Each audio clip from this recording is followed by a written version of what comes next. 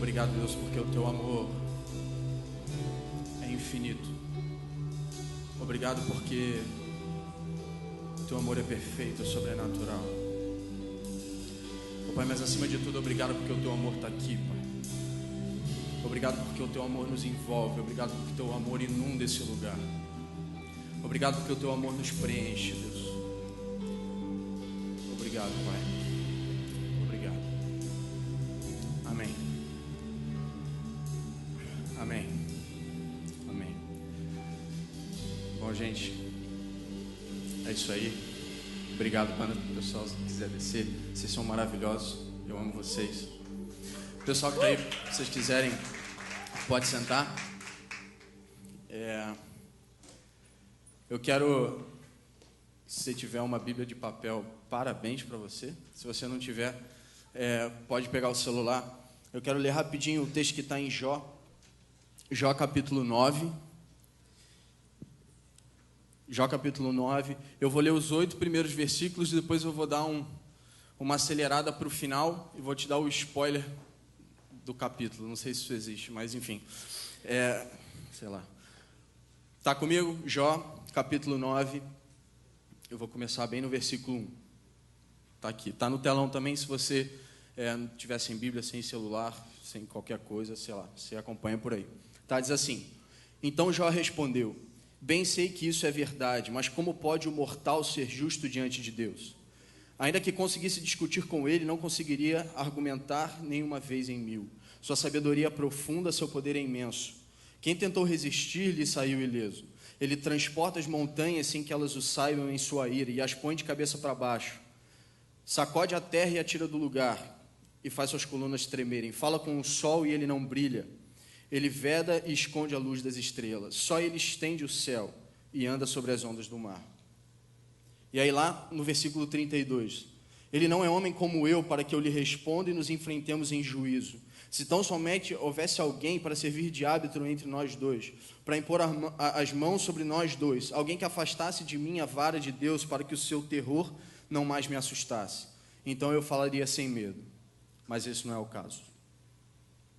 Eu quero, daqui a pouquinho, a gente vai passar mais um vídeo aqui, mas eu quero tirar um pouco do contexto do que está acontecendo na Vibe hoje.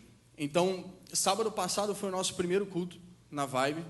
A gente tirou folga no dia 2 ou dia 3 de janeiro, não lembro. E a gente tirou folga e a gente começou as atividades da Vibe propriamente dita na semana passada. E não sei se você percebeu, você que é da Vibe, a galera que está visitando a gente, que por um acaso também tenha visto, desde a outra semana a gente começou a postar umas fotos. Umas fotos meio diferentes, meio bonitas assim. E na semana passada a gente colocou 3 fotos. A gente colocou a foto sobre... Me ajuda aí, Racine. Sobre o Steve Jobs. A gente colocou a foto de um casal que já tem mais de 80 anos de casamento. A gente colocou a foto do Brian Head Welch. E o assunto que a gente quis abordar naquela semana foi as declarações que o mundo faz ao nosso respeito, esse senso comum que a gente conhece. Então, você não vai a lugar nenhum se você não tiver faculdade, vai. Bom, fala isso para o Steve Jobs. Quer dizer, não fala mais, porque ele não está mais aqui, mas vocês entenderam. As pessoas falam assim, cara, o para sempre não dura para sempre. Casamento é uma instituição falida. Beleza, fala para os dois, para a vovó e para o vovô lá, que estão casados há mais de 80 anos. Ou então as pessoas começam a colocar um monte de empecilho na porta da igreja e falam assim, cara, você tem que se consertar, você tem que ser uma pessoa melhor para vir para a igreja. Bom, se você olhar a foto do Brian Head Welch, o guitarrista ou baixista, não sei, da banda Korn, de heavy metal, ele está um pouco longe desse estereótipo que a igreja coloca.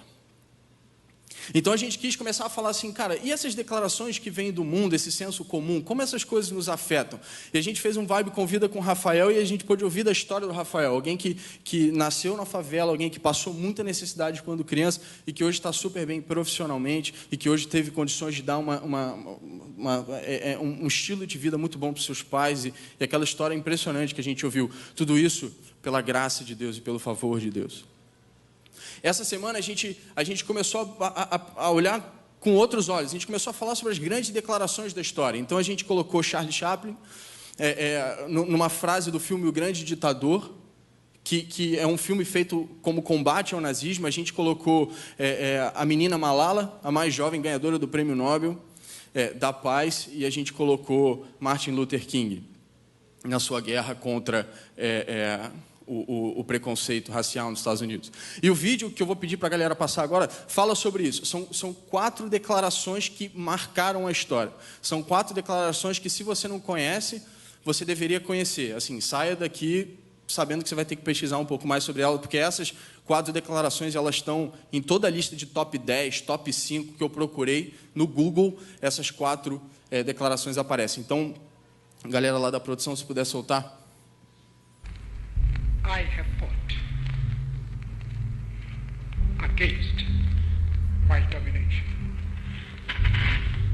and I have fought against black domination. I have cherished the idea of a democratic and free society in which all persons will live together in harmony and with equal opportunities.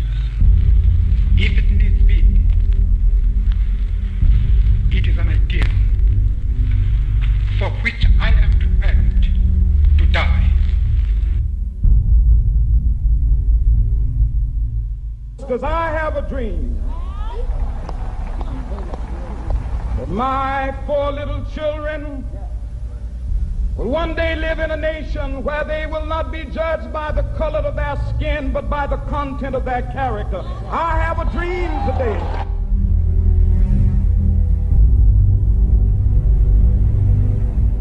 We will not strike a blow, but we will receive them. And through our pain, we will make them see their injustice, and it will hurt, as all fighting hurts. But we cannot lose. We cannot. They may torture my body, break my bones, even kill me. Then they will have my dead body, not my obedience. Soldiers, don't give yourselves to brutes. Men who despise you, enslave you, who regiment your lives, tell you what to do, what to think, and what to feel, who drill you, diet you, treat you like cattle, use you as cannon fodder. Don't give yourselves to these unnatural men with machine minds and machine hearts. You are not machines, you are not cattle, you are men. You have the love of humanity in your hearts. You don't hate, only the unloved hate, the unloved and the unnatural. Soldiers, don't fight for slavery, fight for liberty. In the 17th chapter of St. Luke it is written, the kingdom of God is within man, not one man nor a group of men, but in all men, in you. You, the people, have the power to create machines, the power to create happiness. You, the people, have the power to make this life free and beautiful, to make this life a wonderful adventure. Then in the name of democracy, let us use that power. Let us all unite. Let us fight for a new world, a decent world, that will give men a chance to work, that will give youth a future and old age a security.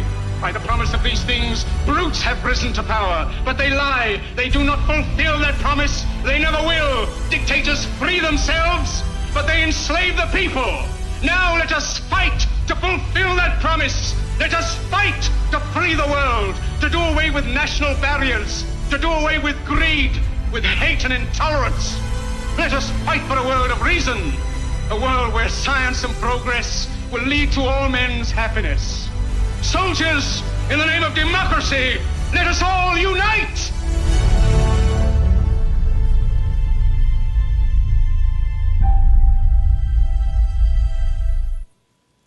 Bom, Mandela, Martin Luther King, Mahatma Gandhi, Charlie Chaplin. E eu posso falar vários outros. Eu posso falar de Madre Teresa de Calcutá, eu posso falar da Malala, eu posso falar de Winston Churchill, eu posso falar de Abraham Lincoln, eu posso falar de JF Kennedy, eu posso falar de Tiradentes. Eu posso falar de vários e vários homens, várias mulheres, que fizeram declarações ou que participaram de eventos, de momentos que mudaram a história. E é um pouco do que eu quero abordar hoje, mas especificamente como título do que eu quero falar hoje, eu escolhi um pensador que eu tenho certeza que marcou a nossa geração. Eu tenho certeza que você conhece essa frase, eu tenho certeza que você vai olhar e vai falar assim, cara, a minha vida não teria sido a mesma sem essa frase. Chapolin Colorado. É sério, Chapolin Colorado. Assim, eu não vou falar para você que eu sou o maior fã de Chaves ou Chapolin Colorado. Tá? Não sou. Eu sei que tem pessoas aqui que amam Chaves, que amam Chapolin Colorado, que ela vai saber me dizer todos os episódios, todas as cenas, todas as frases. E eu não vou fingir aqui que eu sei tudo, que eu vi tudo, para depois pagar um mico de né, falar uma parada errada. Então, não é verdade. Não sou o maior fã da história de Chapolin Colorado. Mas a história do Chapolin Colorado, para mim, ela é bem caricata sobre esses grandes movimentos.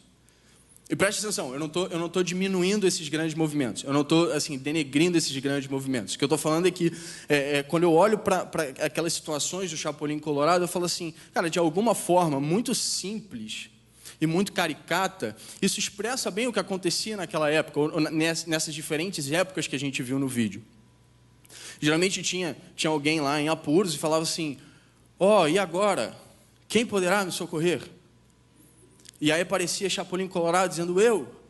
E aí a câmera corta, dá aquele foco, né, bonito assim na cara, e fala assim, Chapolin Colorado. E, cara, se você olhar para esses movimentos, grosseiramente falando, era mais ou menos o que estava acontecendo. Então, você tem um país, ou uma parte de um país, ou vários países passando por um problema, passando por alguma coisa errada. Você tem os negros na África do Sul e nos Estados Unidos sofrendo uma intolerância assim, surreal, que hoje a gente olha para trás e a gente fala, cara, como pode? A gente vê Charlie Chaplin colocando, através da sua arte, assim, dando voz ao que o mundo inteiro pedia, assim, o fim do regime nazista. A gente vê Gandhi lutando de forma pacífica pela liberdade da Índia. Então, se é um país, se é um grupo, se é de pessoas, ou se é um grupo de países, todas essas pessoas estavam numa enrascada, eles estavam numa situação que não era boa, que não era legal. E de repente surge essa pessoa para socorrer. Quem vai socorrer a gente? De repente surgem grandes homens e surgem grandes mulheres. E pode ser que eles não tenham resolvido o problema sozinhos, e com certeza não resolveram. Essas pessoas são ícones desses movimentos, eles não resolveram tudo sozinhos. Mas eles de alguma forma aceitaram e falaram assim, cara, eu vou dar voz a esse problema que vocês estão passando. Então, eu vou aceitar, assumir esse desafio. Eu vou aceitar sofrer por essa causa. Eu acho que causa é a palavra que eu estou procurando. Existe uma causa e existem pessoas que identificaram essa causa, que se identificaram com ela e que falaram assim, cara, eu estou disposto a batalhar por essa causa, a lutar por essa causa. E quando eu penso nisso, e quando eu olho para esses homens, e homens, muitos deles eu admiro, e de um tempo você olha e você fala assim, cara, assim, caramba, como Mandela conseguiu aguentar assim, décadas dentro daquela prisão, daquele tamanho. Eu lembro de ter estado numa prisão não semelhante a que Mandela esteve, mas algo próximo lá no Camboja, e o pessoal, a referência que eles usavam, falava assim, cara, olha só, o tamanho dessa cela é similar ao que Mandela esteve. E eu não conseguia abrir o meu braço assim, dentro da cela. A cela era estreita o suficiente que eu não conseguia abrir os braços. Eu pensei assim, cara, como pode alguém viver, acho que foi 27 anos, os historiadores me corrijam, em situações como essa. É uma causa. É uma causa, o cara pegou aquela causa e ele falou assim, olha, eu não aceito essa causa, eu vou lutar por alguma coisa melhor. E quando eu olho para esses homens, eu vejo a determinação que eles têm por essa causa. E quando eu olho para mim, eu de repente olho e falo assim, cara, calma aí, existe uma diferença entre eu e o Mandela, Tem uma diferença entre eu e esses grandes homens e essas grandes mulheres. Tipo, eu com 16 anos não estava nem perto de fazer o que a Malala fez, cara. Mas nem perto, 16 anos eu estava preocupado em, sei lá, jogar videogame. A mulher estava lutando, sabe, por uma situação melhor de educação. Tipo, cara, essa menina não é normal. Essa menina, tipo, ela é super-homem, super-mulher, no caso. E eu começo a me distanciar desse tipo de coisa. Eu começo a falar assim, cara, não, eles estão lutando por causas nobres, causas assim de outro nível, e eu vou aqui, vou continuar vivendo a minha vida como se nada tivesse acontecido, e como se eu fosse mais uma pessoa passando pelo planeta Terra. E aí, à medida que eu fui pensando sobre isso, eu meio que tomei um susto quando eu parei para pensar que todas essas causas são válidas e todas essas causas são maravilhosas. Mas eu vivo por uma causa que é maior do que todas elas. Eu vivo pela causa de Cristo e do reino de Deus. E isso para mim é muito claro quando eu olho para Mateus 5,14, e eu gosto da versão da mensagem, porque ela coloca de uma forma bem simples e direta, e ele fala assim, cara, olha só, existe um mundo preto e branco, existe um mundo que está desesperado por ouvir palavras de amor, tem um mundo que está desesperado por ouvir sobre a graça de Deus, e vocês são as pessoas que foram chamadas para ser luz e para trazer as cores de Deus para o mundo. Deus é uma pessoa colorida, Deus é uma pessoa divertida, Deus é uma pessoa legal, Deus é uma pessoa que é nosso amigo. Ele não é um senhor velhinho que está a trilhões de anos-luz da atmosfera, sentado num trono de ouro, protegido por 50 arcanjos armados com espadas de fogo, e do tipo, você não vai entrar, calma aí, Deus é muito santo para você. Não, cara, calma aí, Deus é para ser curtido, Deus é para ser aproveitado. E existe um mundo que está lá fora, um mundo preto e branco, e ele fala assim, e a Bíblia fala assim, cara, olha só, você vive por uma causa que é uma causa muito maior do que esses homens. Se você acha a causa desses homens nobres, se você acha a causa dessas mulheres nobres, imagina a causa pela qual você vive. E eu acho que essa é uma mensagem de alerta para a igreja, para falar assim, ei, igreja, cara, olha só, vocês foram chamados para deixar um legado na terra. Vocês foram chamados para marcar a história. Talvez não marcar a história como esses homens marcaram, mas vocês foram chamados para marcar a história de pessoas. De pessoas que estavam em apuros, que estavam precisando de socorro e que falaram assim, quem poderá me socorrer? E aí você é o Chapolin Colorado, cara, dessas pessoas. Enfim, eu só achei que alguém pudesse concordar comigo aí. Mas a galera está meio tipo, melhor assim. Mas então, dentro dessa ótica, a gente percebe as pessoas no mundo, cara, e como as pessoas têm sofrido lá fora, sabe? Mas também, vou dizer que essa frase que eu acabei de falar, isso não é pensado, mas ela é um tanto quanto arrogante. Porque aqui dentro a gente também passa por problemas, do mesmo jeito que as pessoas lá fora. Não existe um aqui dentro e aqui fora. Pelo menos não deveria existir. Existe nós, a igreja, e existe as pessoas que ainda não estão aqui com a gente, mas que deveriam estar aqui com a gente, né? Então, assim, tudo bem, a gente passa por problemas, a gente passa por situações. E nesse texto de Jó, que a gente leu, esse do 5 a 8, e para eu te dar um pouco do contexto, para eu explicar um pouco mais isso, Jó, bom, você provavelmente já ouviu a história de Jó. Jó era um cara super bacana, super legal, cheio do dinheiro, cheio da família, ele era um cara que todo mundo gostava, ele era um cara famoso na cidade. De repente, lá no capítulo 1 ainda, você não precisa gastar muito tempo lendo o livro de Jó, para você ver lá no capítulo 1, que Satanás ele chega para Deus e fala assim, ai Deus, posso dar uma zoada em Jó? Vou chegar lá, vou tirar todos os bens que ele tem, vou matar a família dele, vou fazer um arruaceiro na vida dele. Você vai ver que ele não vai ser esse cara bonzinho que ele é. Você vai ver que ele só está contigo por interesse. Posso ir lá? Deus fala assim, cara, você só não toca na vida dele. Então, o diabo desce e o diabo começa a fazer um monte de coisa. E aí Jó, nesse momento, ele está numa situação como um indigente, largado no meio da rua, sem casa, sem família, todo mundo morreu, e a sua mulher louca, amaldiçoa, teu Deus e morre, Jó, você está maluco, não sei o quê. Ele todo cheio de machucado por todo o seu corpo, e ele está naquela situação, e de repente chegam 3 amigos e começam a conversar com ele. E na boa, quem tem amigo desse precisa de inimigo para nada, para nada. E os 3 caras começam a botar, não, isso é culpa tua, Jó, isso é você que está fazendo besteira, Deus ele está te castigando por alguma coisa. E aí que entra esse capítulo. Jó está falando assim, cara, olha só, eu não fiz nada, eu juro que eu sou inocente. Eu sou justo diante de Deus, mas o que eu posso fazer? Deus não me ouviria? Como é que eu vou chegar para Deus e tentar me defender? Porque Deus ele não me escuta, Deus ele está muito longe, Deus ele é muito grande, muito poderoso. E a partir do versículo 5, ele começa a mostrar o poder de Deus, a grandiosidade de Deus, o tamanho da fúria e da ira de Deus. E se você parar para perceber, ele vincula diretamente a ira de Deus, pelo menos nesse começo, ele fala, cara, deixa eu te explicar o que é a ira de Deus. E ele não fala sobre a ira de Deus, sobre coisas que vêm sobre a nossa vida, mas ele fala da ira de Deus sobre coisas que acontecem com o planeta Terra. Ele usa ilustrações do mundo, como terremotos, como eclipses, para demonstrar a fúria de Deus, a ira de Deus. Por que isso? Porque Jó era um super filósofo, um super pensador? Não. Porque Jó, ainda que sem saber, ele estava profetizando alguma coisa.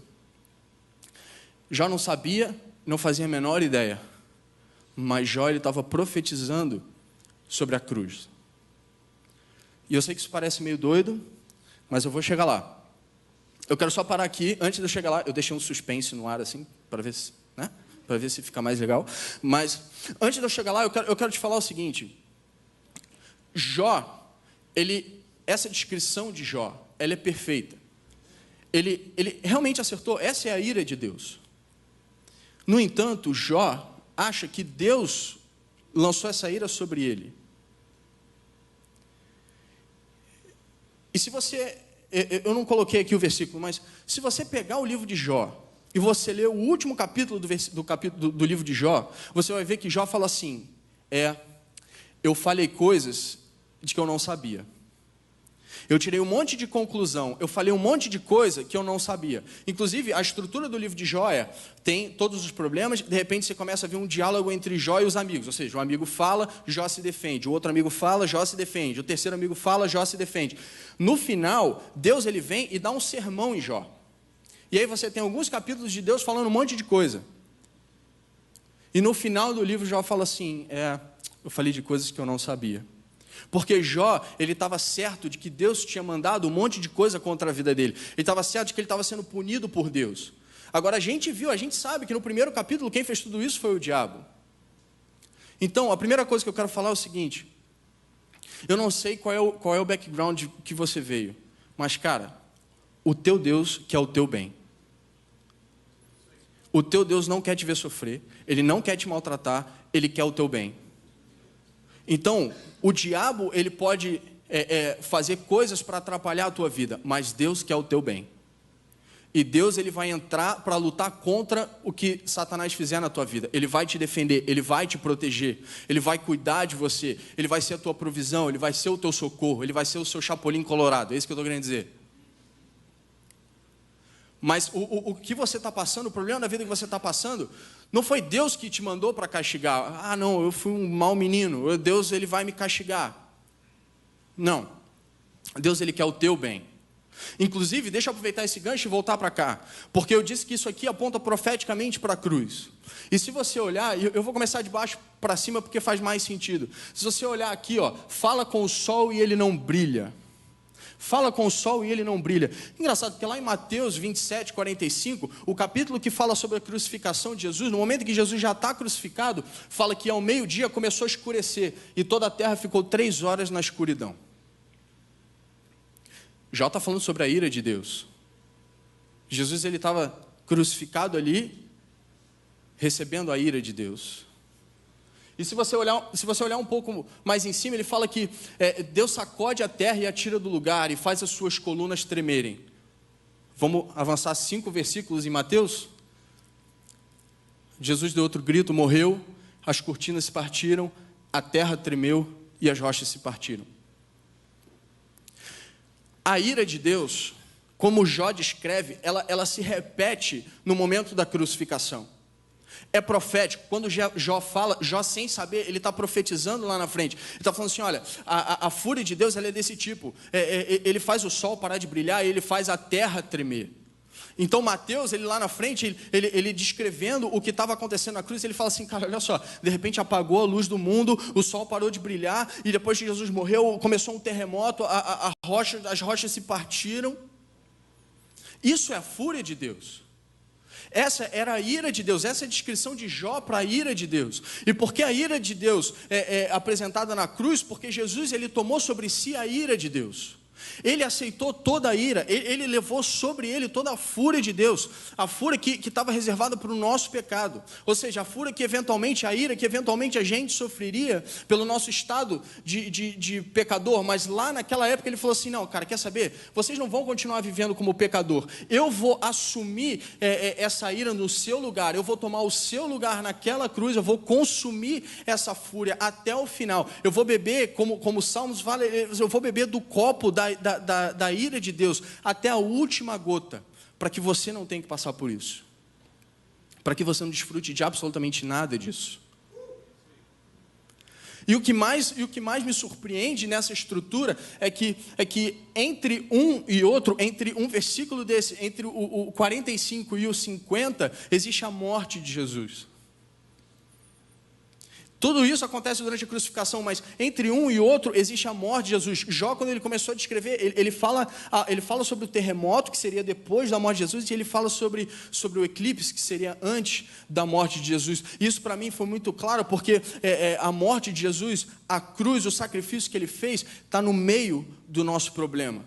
O que significa que ele não está longe da gente, o que significa que ele não está a perder de vista, o que não significa que o problema, ele está tampando a nossa visão do sacrifício que Cristo fez na cruz. Antes, Jesus está falando assim, cara, olha só, eu estou contigo no meio do problema, o meu sacrifício ele vale, naquela época ele continua valendo até hoje, não importa o que você esteja passando, o meu sacrifício ainda vale, o meu sacrifício ainda é verdadeiro, o meu sacrifício ainda tem efeito, o meu sacrifício ainda tem poder, e no meio do problema, eu estou contigo, eu seguro a tua mão e eu não vou te deixar de lado.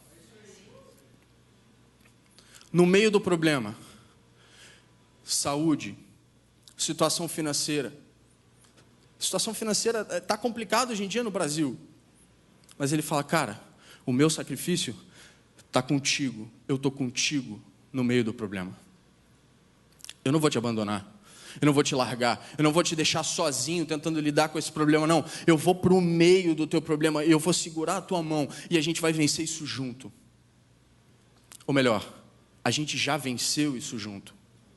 Isso também fala que a gente vive os problemas da vida numa situação de vitória, numa posição de vitória. Porque se você olhar Colossenses, no capítulo 2, versículo 15, fala que lá na cruz, Jesus ele se livrou do poder dos governos e das autoridades espirituais. Não autoridades espirituais do reino dele, mas autoridades e governos espirituais que vêm do subsolo. Se é que você sabe o que eu estou dizendo. E ele humilhou esses poderes publicamente, levando os prisioneiros em seu desfile de vitória. O que significa é que Jesus ele não vai derrotar os seus inimigos. Não, Jesus ele já derrotou, e ele já pegou os seus inimigos e ele já fez o favor de dar uma zoada neles. Ele falou assim, cara, olha só, eu ganhei, eu fui vitorioso, a morte perdeu, todo mundo perdeu, o inferno está derrotado, agora eu vou fazer aqui uma caravana de celebração, traz o carro de bombeiro, eu vou subir no carro de bombeiro, cadê Gabriel, cadê Miguel, vamos juntar todo mundo aqui, vamos fazer uma festa. E cadê aqueles nossos prisioneiros, aqueles caras que a gente derrotou? Quem? Aquele cara, aquele tal de câncer, aquele tal de AIDS, aquele cara de falido, traz aqueles caras, amarra ali atrás, porque eles vão ver de camarote a vitória. A celebração da vitória.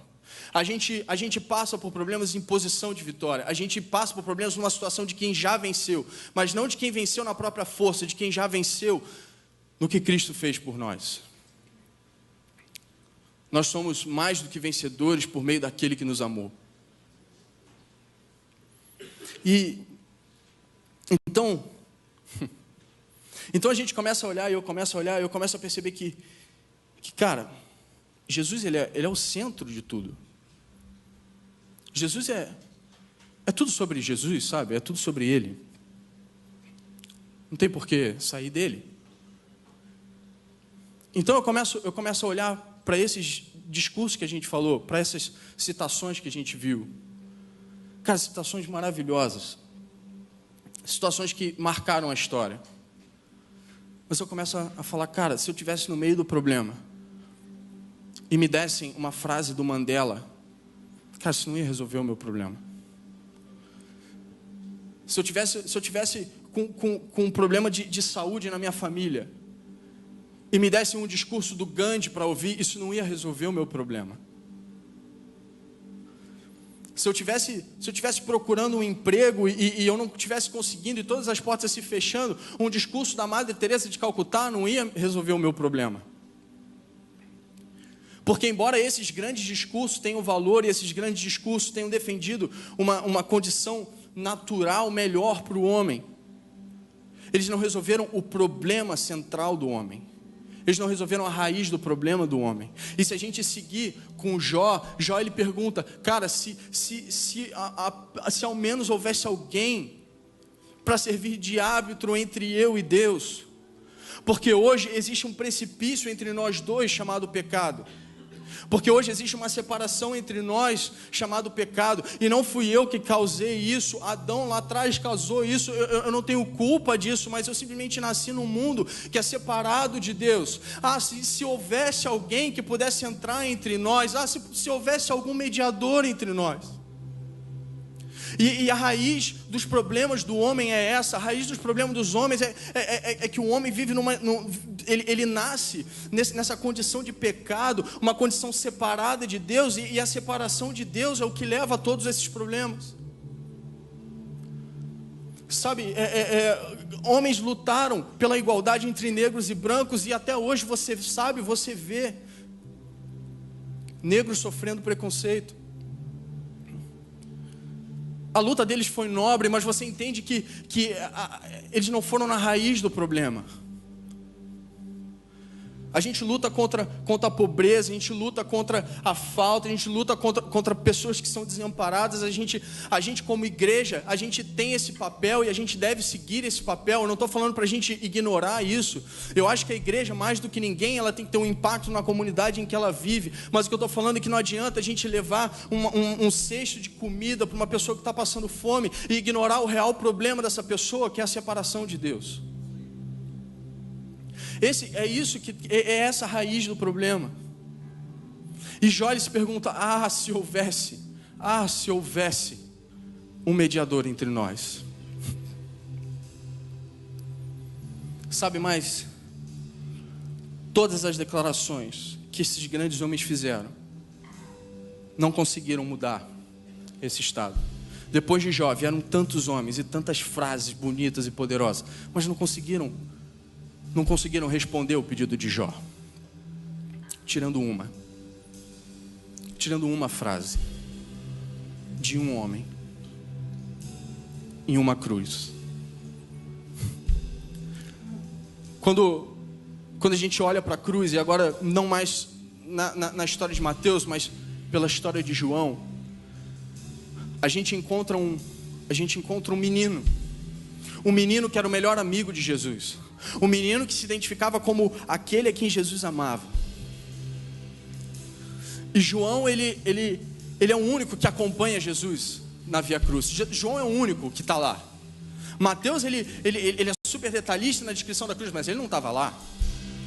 Marcos e Lucas também não estavam lá. João estava lá. João era o único que estava lá. E ele foi. E ele seguiu Jesus. E quando eu começo a pensar na história contada por João, eu começo a imaginar aquela cena. Eu vejo João ali aos pés da cruz e ele olhando para Jesus. De repente Jesus ele começa a gritar para o céu e ele fala: Deus meu, por que você me abandonou? Eu acho que João naquela hora o coração dele partiu. Eu acho que João naquela hora ele ficou sem chão. Ele falou: não, calma aí, como pode? Deus não pode abandonar o filho dele. Não, calma aí, esse é meu melhor amigo, não. E dali ele começa a ouvir todos os soldados zoando Jesus e fazendo brincadeiras a respeito de Jesus. E ele está no meio, ele fala: não, cara, cala a boca, não, cara, calma, para, você não sabe o que você está falando. Mas eu percebo ou pelo menos eu imagino que o espírito de João tenha começado a entrar numa frequência diferente. Ele fala, cara, calma aí, tem alguma coisa que vai acontecer. Eu não sei o que é, mas alguma coisa vai acontecer. Ele olha para Jesus e a forma como eu imagino é que Jesus, ele olha para João, e ele olha para João e quase que sem força, como assim, buscando energia de onde não tem. Ele fala assim, eu tenho sede. João, ele de repente ele fica sem saber muito o que fazer. Ele tenta correr atrás. Quando ele se dá conta, já tem um soldado com uma vara e uma esponja embebida em vinagre, colocando na boca de Jesus. João, então, ele para naquela situação, o espírito dele gritando por dentro, ele sem saber o que está acontecendo. E ele chega a esse versículo que diz: e depois que Jesus provou, ele olhou para o céu e ele gritou: está consumado. Está consumado. Está consumado. A separação que havia entre nós e Deus acabou. O pecado que era direcionado a nós foi resolvido. A maldição que estava endereçada à nossa vida foi anulada. Agora a gente tem acesso direto ao Pai, porque tudo está consumado. Tudo está consumado. E João era a única pessoa que estava lá para ouvir isso. E quando você lê Mateus ele não usa essa expressão. Marcos não usa essa expressão. Lucas não usa essa expressão. E a sensação que eu tive lendo a Bíblia, olhando isso, é que assim, Marcos ele não fala, Mateus não fala, Lucas não fala. Mateus, Marcos, Lucas não falam. Mas aos 48 do segundo tempo, João aparece na sala. Ele fala assim, cara, calma aí, você não pode passar dessa história sem saber uma coisa. Você não pode passar dessa história sem ouvir uma frase. Porque existe uma declaração na história que mudou tudo. Existe uma declaração na história que resolveu o seu problema. Existe uma declaração na história que dividiu o curso da nossa vida. Porque o mundo é dividido entre antes dessa frase e depois dessa frase. A tua história é resolvida, é dividida entre antes dessa frase e depois dessa frase. A tua história é dividida entre não está consumado, entre pecador e amaldiçoado, em está tudo consumado. Você é santo, abençoado, favorecido. A graça dele te sustenta. Aleluia. Se a tua vida foi transformada por isso, você pode ficar de pé e você pode levantar a sua mão e começar a agradecer, porque está tudo consumado. O pecado que nos separava de Deus está consumado. A maldição que estava sobre a nossa vida foi derrotada. Está tudo consumado. Essa declaração é o que nos muda. Essa declaração é o que nos transforma. Essa declaração é o que dá sentido à nossa vida. Essa é a causa da nossa vida. É porque eu luto, é pelo que eu canto, é pelo que eu prego, porque está consumado.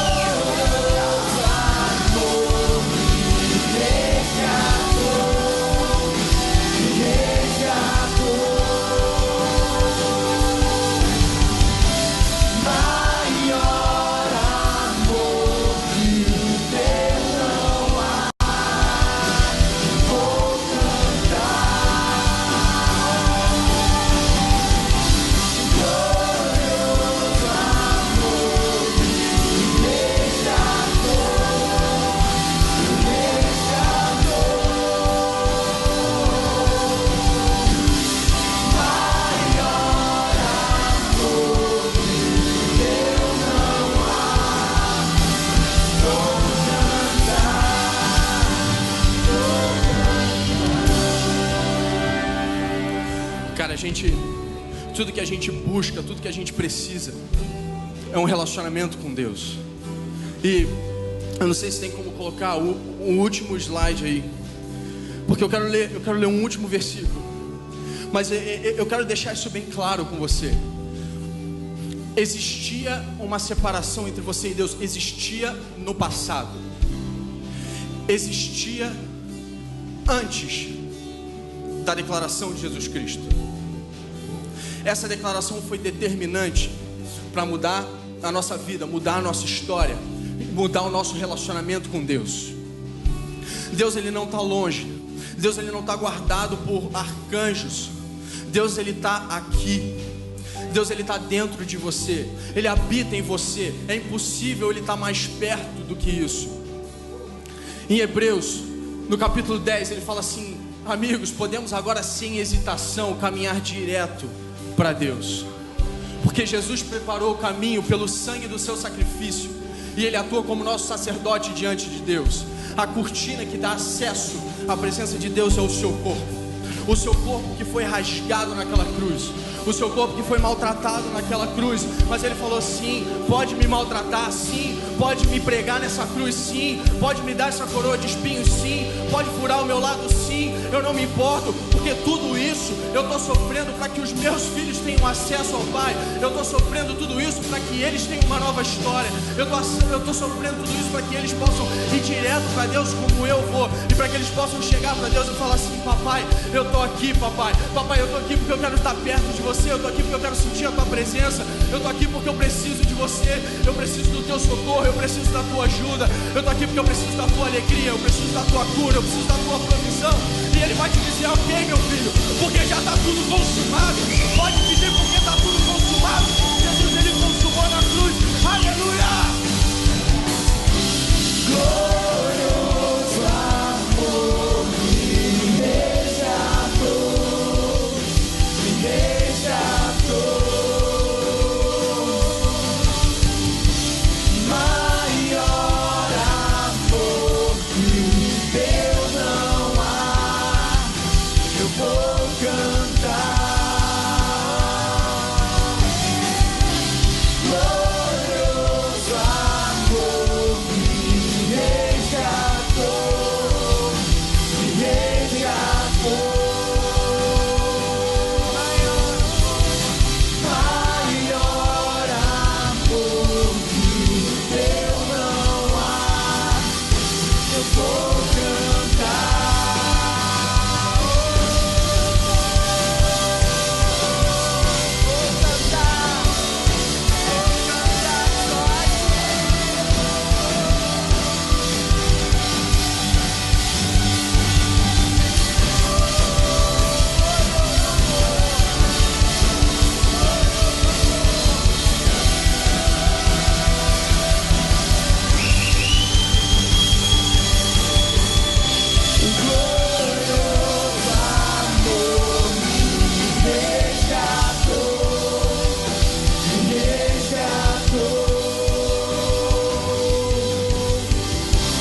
Maior amor que Deus não há, eu vou